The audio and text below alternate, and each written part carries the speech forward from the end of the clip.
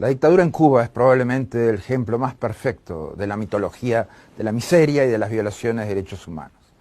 Que el pueblo de Cuba recupere la soberanía es fundamental en un continente que definitivamente no debe albergar dictaduras, ni crímenes de lesa humanidad, ni condiciones sociales insostenibles para su pueblo. El fin de la dictadura implica que el proceso de la revolución que introdujo un sistema fracasado debe dejar paso a nuevas oportunidades para la gente en el disfrute de sus derechos, de dejar paso a que la gente pueda ser libre, sin control total de la vida pública y privada por parte de un Estado totalitario y corrupto.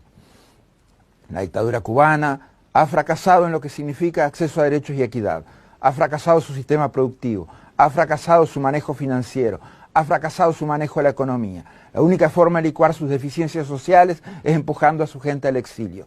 Se trata de un sistema que es incapaz de dar trabajo digno y honesto a su gente, que es incapaz de abrir su juventud a iniciativas, incapaz de generar un sistema productivo competitivo e incapaz de lograr soluciones para las más simples cuestiones financieras como el funcionamiento de una tasa de cambio real.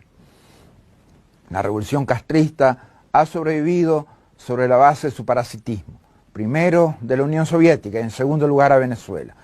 Es un parasitismo extremo, porque aún después de haber, por ejemplo, matado a la revolución bolivariana, la siguen succionando en su beneficio.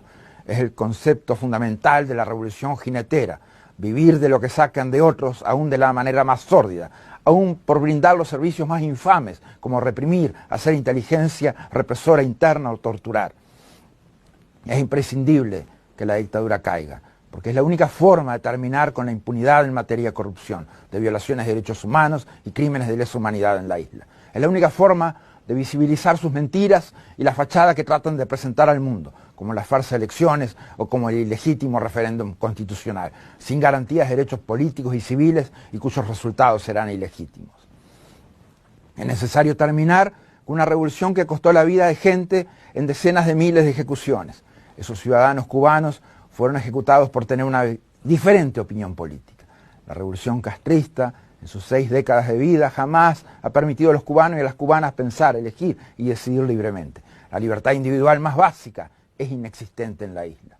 El régimen cubano es un sistema que se sostiene en la represión interna, incluso de los movimientos más pacíficos y pacifistas de todos, como las damas de blanco.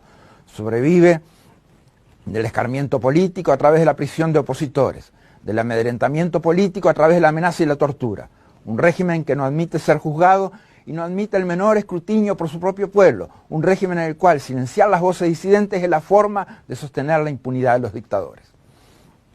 Las dictaduras contaminan los sistemas políticos democráticos con prácticas autoritarias en políticos, partidos políticos, grupos de presión, sindicatos.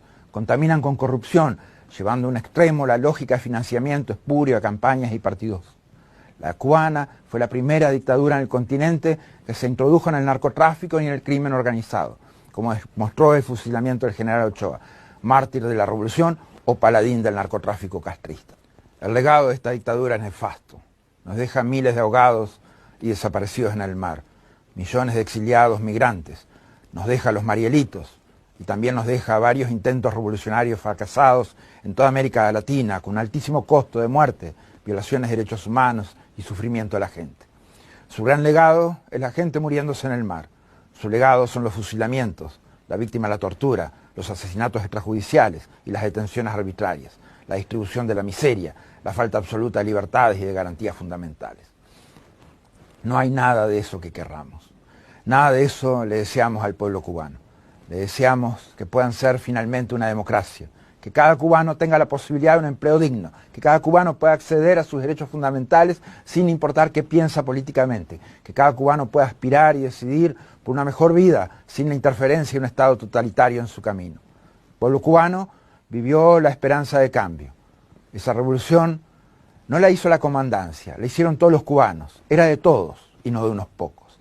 El verdadero soberano, el pueblo cubano, nunca eligió ese destino. El verdadero soberano, la gente que busca sobrevivir día a día con lo poco que recibe, que preserva su dignidad a pesar de tantos años de engaño y privaciones de sus derechos civiles y políticos, no eligió reemplazar una dictadura por otra.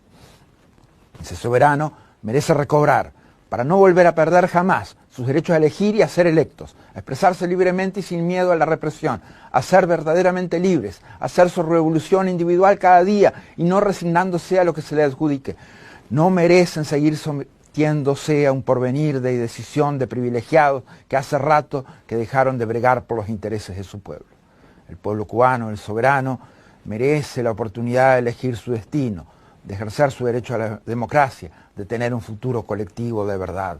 Es demasiado grande para seguir siendo sometido a la opresión.